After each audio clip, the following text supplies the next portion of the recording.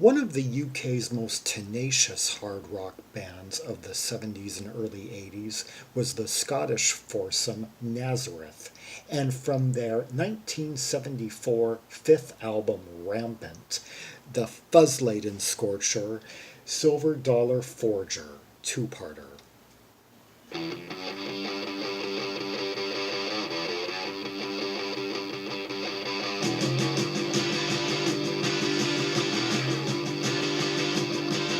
I just love that dirty fuzz tone.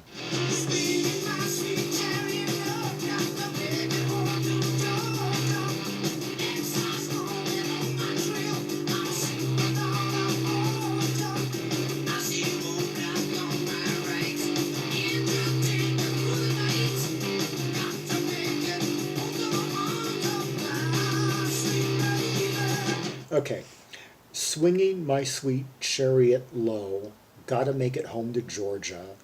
Excise lawman on my trail. I'm a silver dollar forger. A very oh, uh, kind of like old America type vibe here. I'm a silver dollar for. I was about to say Old West, but then I think Georgia. I'm a silver dollar forger. I see a roadblock on my right. Engine take me through the night. Gotta make it home to the arms of my sweet baby. Okay, maybe it is kind of meant to be sort of Old West, but I mean this is like written by a Scottish band. Georgia's not really wasn't really part of the frontier.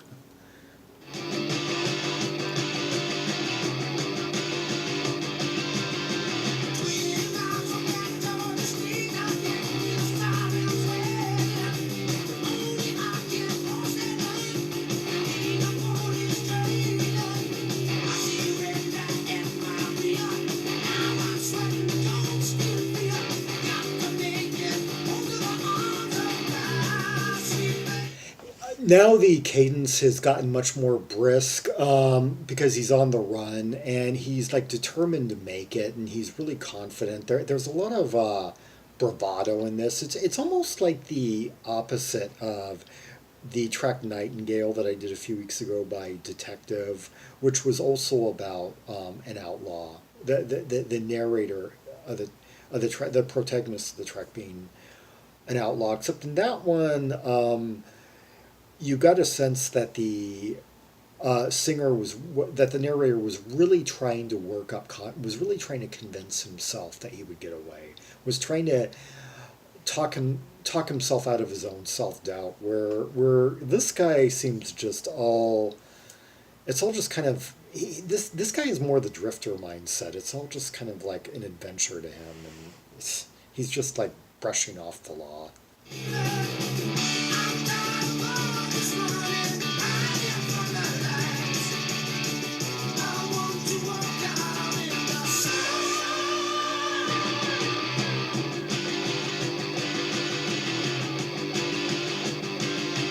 Okay, 20 miles from that Georgia state, I can hear the sirens wailing. If only I can cross that line and leave the police trailing. I see a red light at my rear. Now I'm sweating cold steel fear. Gotta make it home to the arms of my sweet baby. I'm tired of all this running, hiding from the light. I want to walk in the sun.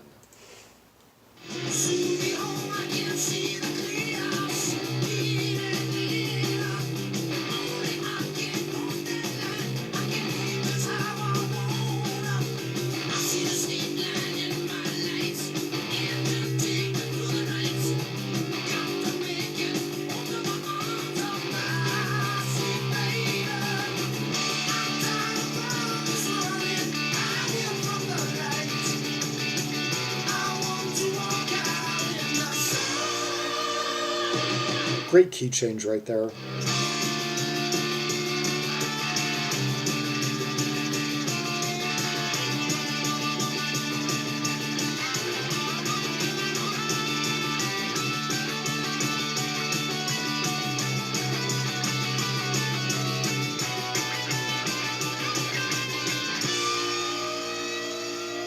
We're hearing like two different guitar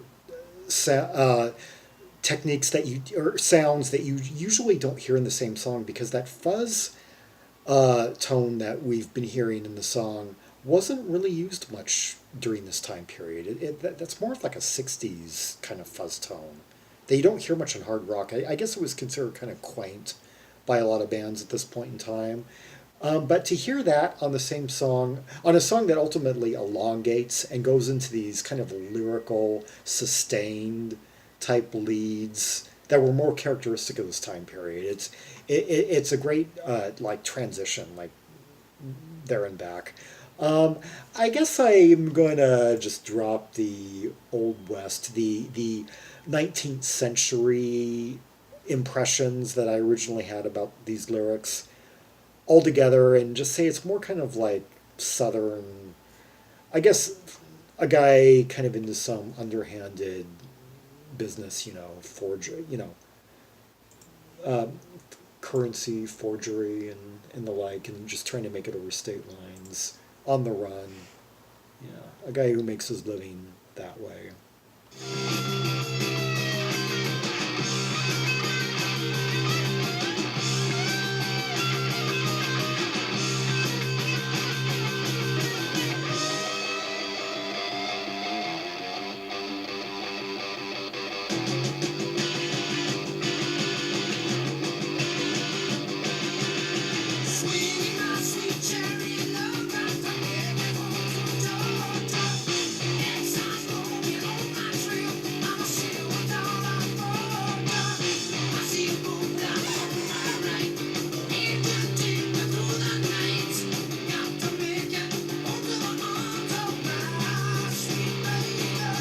Yeah, this band really has quite just that fuzzy treble. It that trebly tone.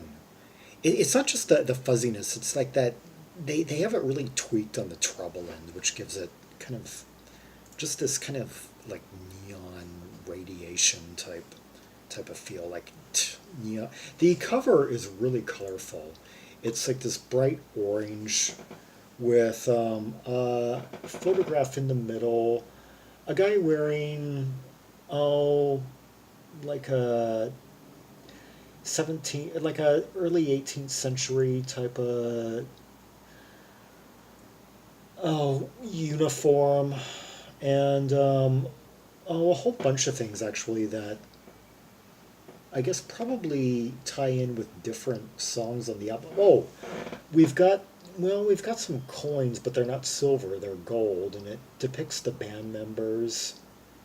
Yeah, I'm kind of wondering if the artwork is meant to tie into different lyrics, different song themes. The above the nameplate, we have a lion. Interesting. I wonder if that has been included on any lion album cover lists. If that the orange. Um, Amid all their album covers, this cover just stands out because of the bright color and vibrancy of it all.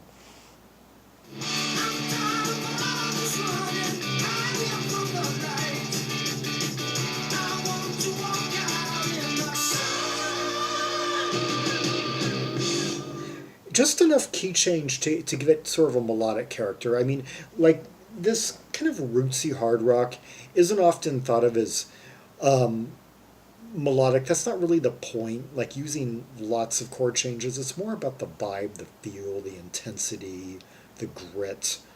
Uh, those tend to be the more emphasized traits. But the best songs in this vein tend to throw in just choice angular key changes in the right moment to give it contrast to stop it from being predictable. One person who was just a master at that was Roy Gallagher. He would always just throw in like a angular chordal change and melodic vocal arc at the right moment to just throw it off from being just your conventional blues rock track. And here they have it. It's like they've got real, or like 3 points of interest here. They've got that catchy, angular chorus. They've got just the arresting, trebly, fuzzy tone of the guitar. And they've also got that great, like, lyrical lick-laden solo that we heard a bit earlier. And we're only we're just a little more than halfway through.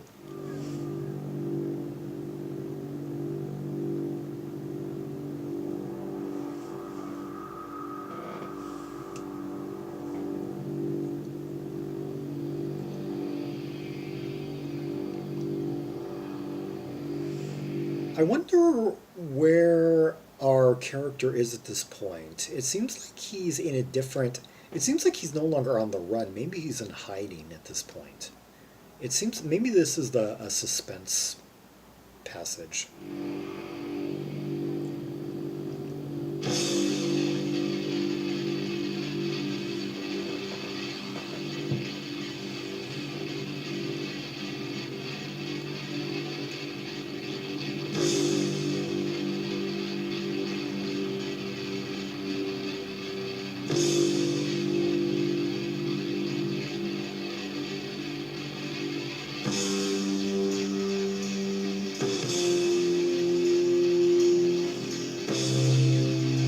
Getting pretty epic right here. These like booming, open cadences.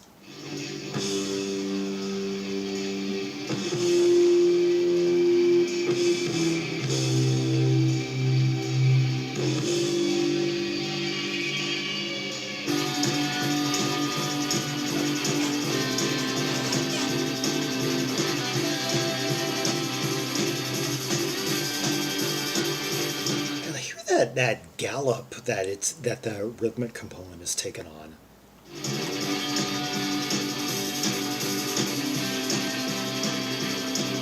It's like it seems as if it's emulating like a fast or like a locomotive almost. I wonder if he's jumped a train to get away.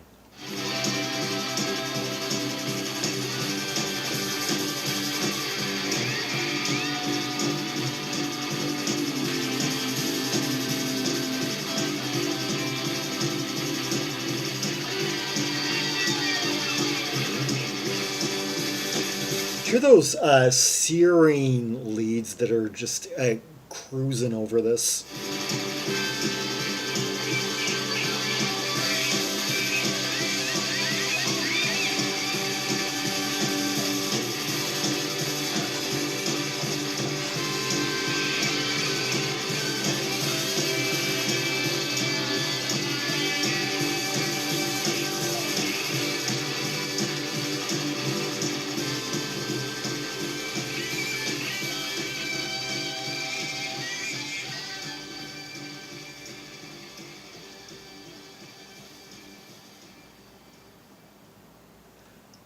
That was Nazareth with Silver Dollar Forger Parts 1 and 2, an epic, roaring, fuzzy, smoldering track there from their 1974 album Rampant, the fifth album in their catalog.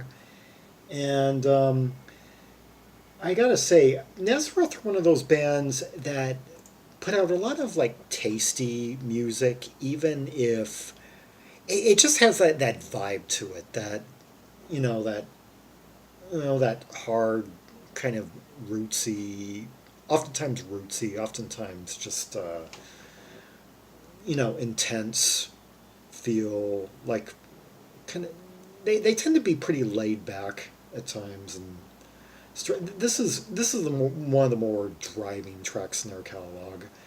And I gotta say though, they tend to be. This is like one of the ultimate standouts, and I've gone over their. I've given their catalog like the 10 times over, and they do. I would say about three really standout songs per album, but that one just is almost unparalleled. There are few songs to rival that one in their catalog, and yeah, I really respect this band's tenacity. An album a year. It seemed between like 1971 and 1983. Amazing energy, just and barely and just always kind of being themselves throughout the changing times, just staying true to what they were, kind of never really in fashion, but always reaching out to a committed audience around the and reaching lots of people around the world. Yeah. For more rubies and sapphires from the catalog of Nazareth, see the directory of albums by Scottish artists linked in the description below for all the albums from Nazareth from the years I just mentioned, as well as albums from similar Scottish acts like oh, Tear Gas, or some have said that the sensational Alex Harvey band are kind of like the Nazareth's more like theatrical cousin. And many Scottish bands from different corners of the musical spectrum. They can be seen in there. Red Hot Tracks, Tasty Purples. Like and subscribe, and leave a comment if there are any observations you have about the song, its music, the riffs, the guitar tones, the pedals used, the effects used. And until next time, this is Zaragon, the world's most ear travel trimaximist, signing off.